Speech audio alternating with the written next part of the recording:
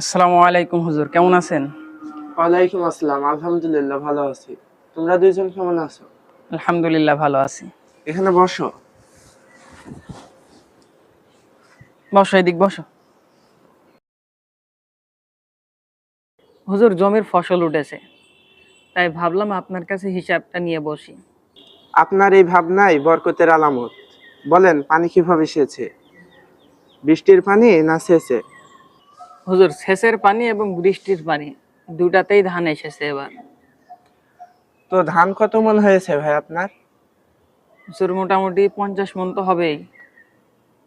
শোনেন ভাই, বৃষ্টির পানিতে হলে 50 মনে 5 মন দেওয়া লাগবে, আর সেচের পানিতে হলে 50 মনে 2.5 মন দেওয়া লাগবে।